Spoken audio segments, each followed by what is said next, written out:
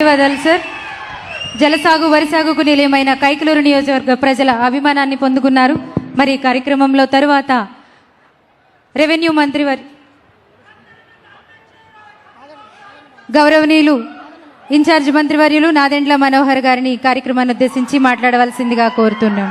సభాధ్యక్షులు స్థానిక శాసనసభ్యులు పెద్దలు డాక్టర్ కామినేని శ్రీనివాస్ గారికి, మన రాష్ట్ర ముఖ్యమంత్రి వర్యులు ఎంతో అనుభవం కలిగిన నాయకుడు గౌరవనీయులు చంద్రబాబు నాయుడు గారికి, వేదికగా అలంకరించిన పెద్దలందరికీ కూడా, మాతో పాటు మీరందరూ కూడా ఘన విజయం కూటమికి సాధించినందుకు మన జన సైనికులు, మన తెలుగుదేశం పార్టీ నాయకులు, మన భారతీయ జనతా పార్టీ నాయకులు అందరికీ పేరు పేరున నమస్కారాలు.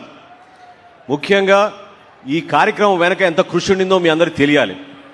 ఎందుకంటే ప్రతి కేబినెట్ సమావేశంలో గౌరవ ముఖ్యమంత్రి గారు ఎప్పుడు కూడా రెవెన్యూ మినిస్టర్ గారిని ఎక్కడి వరకు తీసుకొచ్చారు, మీ 22A పరిష్కారం భూములు ఏ విధంగా మీరు మార్పు తెచ్చారనే దానిపైన ఎప్పటికప్పుడు ప్రశ్నిస్తూ ఉంటారు. పవన్ కళ్యాణ్ గారు కూడా ఈరోజు నేను ఈ కార్యక్రమానికి వెళ్తున్నానంటే ఆయన మనస్ఫూర్తిగా గౌరవ ముఖ్యమంత్రి గారిని అభినందించమన్నారు, రెవెన్యూ మంత్రి గారిని, అదేవిధంగా కామినేని శ్రీనివాస్ గారిని. ఎందుకంటే ఏలూరు జిల్లాలో మొట్టమొదటిసారి మనం రాష్ట్రంలో 22A పరిష్కారం కోసం సభలు నిర్వహించాం. మొదటి రోజున దాదాపు 1400 మంది మన జిల్లా నుంచి వచ్చి అర్జీలు సమర్పించుకున్నారు.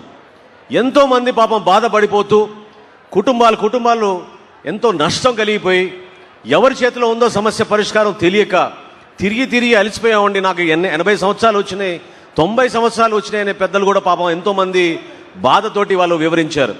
నిజంగా ఈ రోజున ఈ స్థాయిలో 5500 ఎకరాలు మనం ఒక్క ఏలూరు జిల్లాలోనే గౌరవ ముఖ్యమంత్రి గారి చేతుల మీదుగా మనం 22A పరిష్కారం చేయగలిగామంటే ఎంతో అదృష్టంగా మనం భావించుకోవాలి. దాని వెనక ఉన్న పట్టుదలే కాకుండా ఆయనకున్న అనుభవంతో క్షేత్రస్థాయిలో వీటిని పరిశీలించండి, మీరు తిరగండి, ప్రజల దగ్గర నుంచి తెలుసుకోవడం అనే విషయం పదే ఆయన చెప్తున్నందుకు మనస్ఫూర్తిగా ముఖ్యమంత్రి గారికి, జనసేన పార్టీ తరఫున, పవన్ కళ్యాణ్ గారి తరఫున మనస్ఫూర్తిగా ఆయనకి ఈ సందర్భంగా అభినందిస్తూ ఉన్నాను. ప్రజలందరూ కూడా ఒక నమ్మకం మీరు పెట్టుకోవాలి. కైకలూరు నియోజకవర్గంలో ఆ రోజు కూటమి అభ్యర్థిగా డాక్టర్ కామినేని శ్రీనివాస్ గారు నిలబెట్టినప్పుడు 45,000 ఓట్లతో మీరు గెలిపించారు. అదొక చరిత్ర. మీరు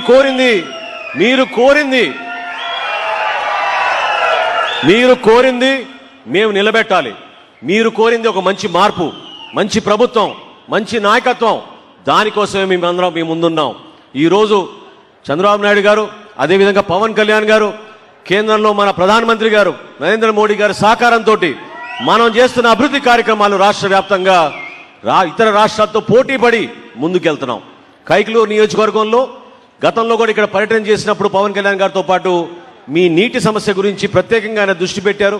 కలిడిండి మండలాని కోసం ఖచ్చితంగా జల్ జీవన్ మిషన్ ద్వారా గ్రామాల్లో ఉన్న నీటి సరఫరా ఇంకా మరింత మెరుగుపరిచే విధంగా ఆయన తరఫున మీ అందరికీ మాటిస్తున్నాను. ప్రభుత్వం తరఫున తప్పకుండా రాబోయే రోజుల్లో పవన్ కళ్యాణ్ గారు ఈ ప్రాంతానికి వచ్చి ఒక సభ నిర్వహించి ఈ గ్రామాల్లో ఉన్న సమస్య పైన ప్రత్యేకంగా మీకు తాగునీటి పైన దృష్టి సారించి జల్ జీవన్ మిషన్ నుంచి ఒక 36 కోట్ల రూపాయలు విడుదల చేసే విధంగా మీ అందరం కూడా ఆయన రిక్వెస్ట్ చేసి ఈ ప్రాంతాన్ని తీసుకొస్తామని సందర్భంగా కోరుకుంటూ, గౌరవ శాసనసభ్యులకి మరొకసారి అభినందించడమే కాకుండా సోదరులు రెవెన్యూ మినిస్టర్ గారు కూడా ఈ విధంగా ఈ పనిని మనం ముందు తీసుకెళ్లగలిగితే వేల సంఖ్యలో మనం లబ్ధిదారులకి పాపం వాళ్ళకి న్యాయం చేయగలుగుతాం.